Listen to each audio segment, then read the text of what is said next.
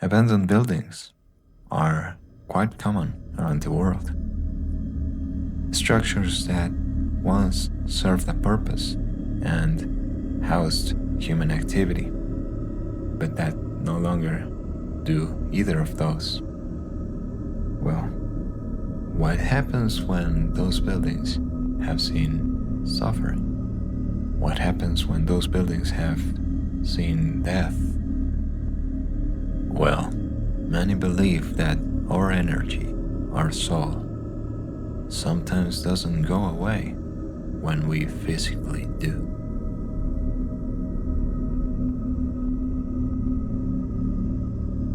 Tonight I have 3 stories about buildings that were abandoned by people, but were never left uninhabited.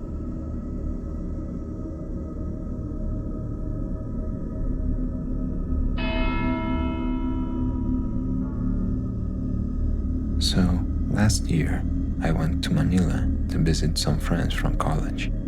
One of them, Luis, does urban exploration videos. You know, those guys who sneak into old buildings and record paranormal stuff for YouTube.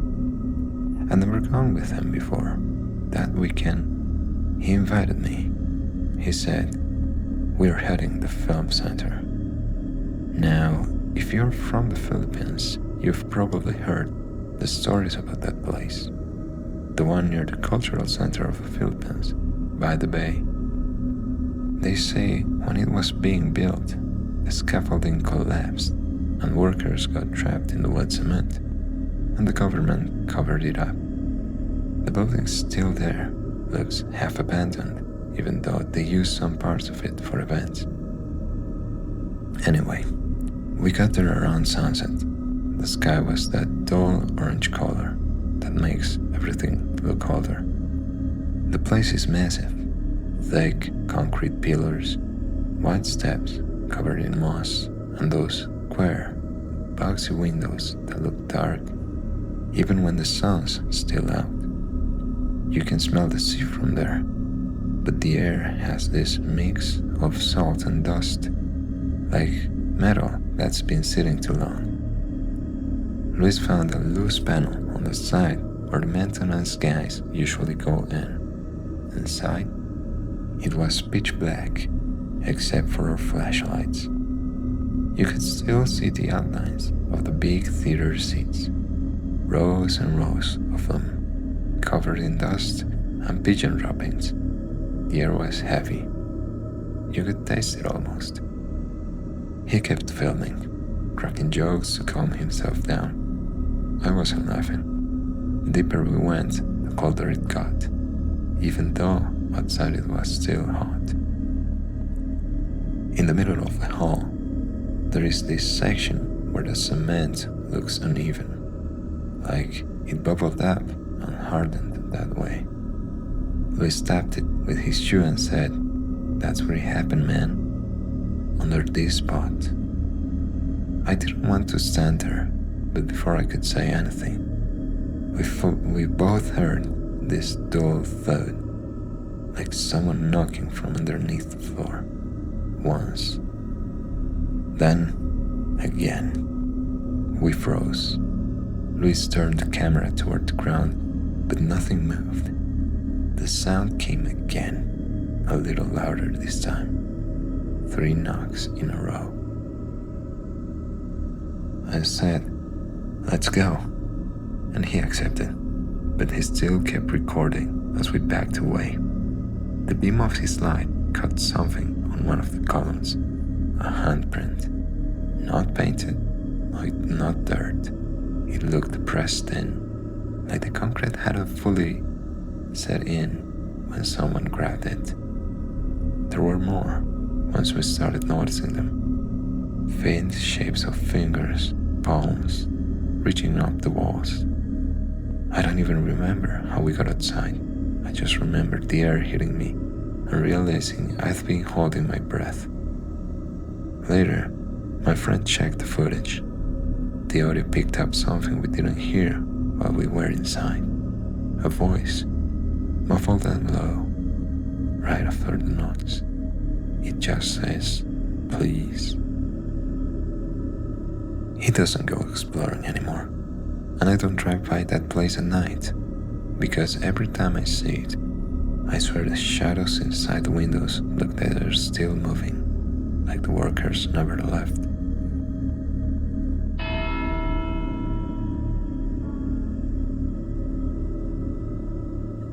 So, this happened about 3 years ago.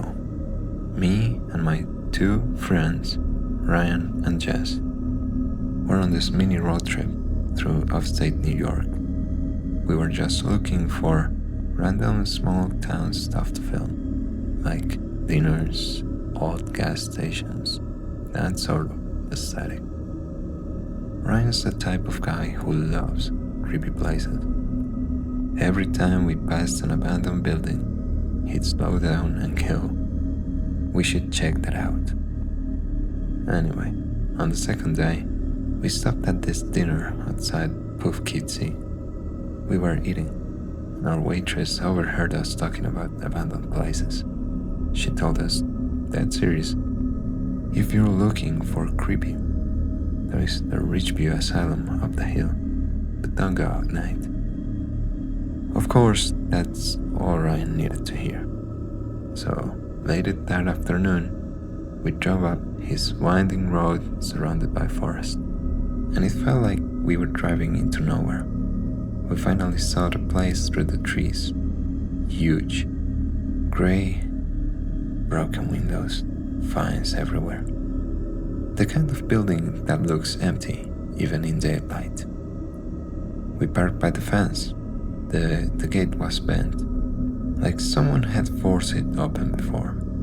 Ryan grabbed his camera, Jess brought a flashlight, and I was just kind of following along, half regretting it already. The air felt colder the second we stepped through the gate, not freezing, but enough to notice. You could hear the wind moving through the windows, but it didn't sound right, more like breathing. Inside, everything echoed.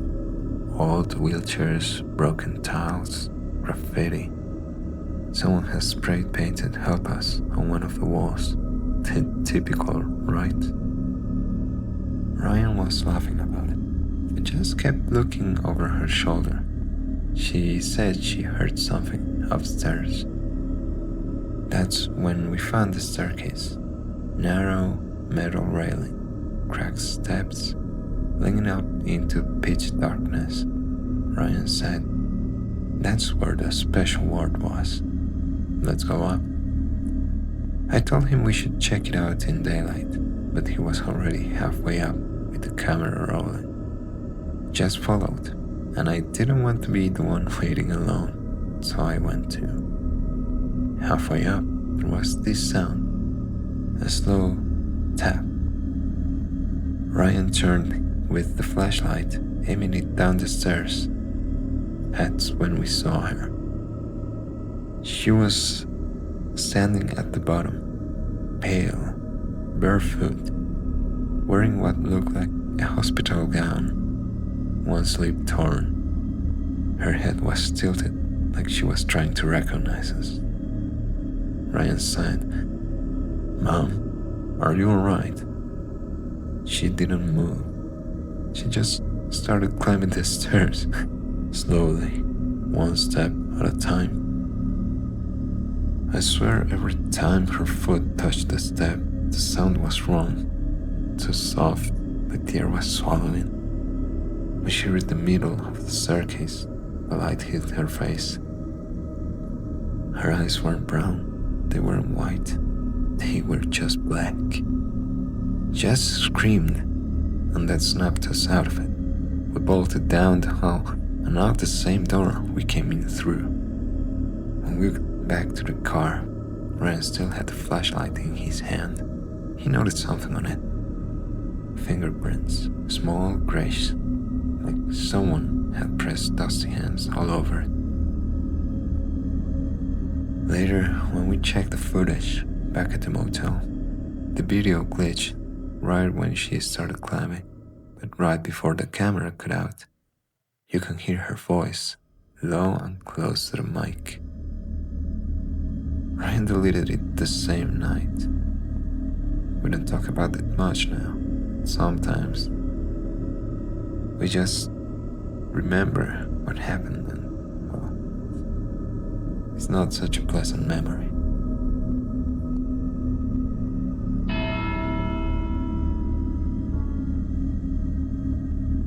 So, a few years ago, I was traveling through southern Germany, somewhere in the Black Forest area.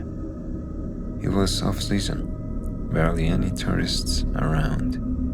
I was supposed to stay in Freiburg, but the trains got delayed and it started raining hard, like sheets of rain. Can't see 2 meters ahead hard.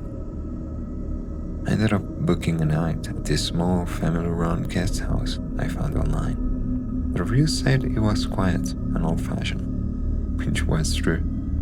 It looked like something from the 60s, with wood-paneled walls and a front desk that smelled faintly like varnish on wet carpet. The owner was this older gentleman, polite, kind of distant. He gave me a brass key and said, in English, "You're the only guest tonight." That stuck in my head for some reason. My room was on the second floor, all the way at the end of the hallway. The lights flickered when he turned them on. Not in a scary way, just old wiring, I thought. There was a framed photo on the wall of what looked like the same building, with people standing outside. Soldiers maybe, or workers. Faces too faded away to make up. I showered, unpacked a bit, and was about to go to bed when I heard footsteps in the hallway. Not the owners. These were lighter, softer, like bare feet. They stopped right outside my door. I waited, thinking maybe he was checking the rooms. But then the doorknob turned, slow, like someone was testing if it was locked. It was. I didn't move. I just stared at the handle until the sound stopped. After maybe a minute, I heard it again. Farther down the hall this time. The same soft steps, one after another, until they faded completely. I didn't sleep much after that. Every time I closed my eyes, I swore I could hear breathing somewhere near the door. In the morning, I went downstairs to check out. The owner was making coffee. I told him someone had been walking in the hall last night. He looked at me, then at the ceiling and said, "No one should have been up there." I laughed a little, thinking maybe he didn't understand, but then he said, quieter this time, "That room, the one at the end. That room, the one at the end. You should not have had the key for that one." I don't know why, but I didn't ask what he meant. I just left. When I got to the train station, I checked my phone. I had taken a photo of the hallway the night before, just to show a friend how old-fashioned the hotel looked. At the very end of the hall, near my door, there was someone standing there. But I didn't see anyone when I took it. When I got to the train station, I checked my phone. I had taken a photo of the hallway the night before, just to show a friend how old-fashioned it looked. At first glance, it looked normal. The same dim yellow light, the patterned carpet, the old doors lining both sides. Then I zoomed in. At the very end of the hallway, right by my door, there was someone standing there. You could barely make out the shape. A person, tall, head tilted just slightly to one side. But the strange part was the face. It wasn't blurred. from motion like you'd expect. It looked smudged, like someone had wiped it away with a wet cloth. Just a blank space where the face should have been, and two faint dark spots where the eyes might have been.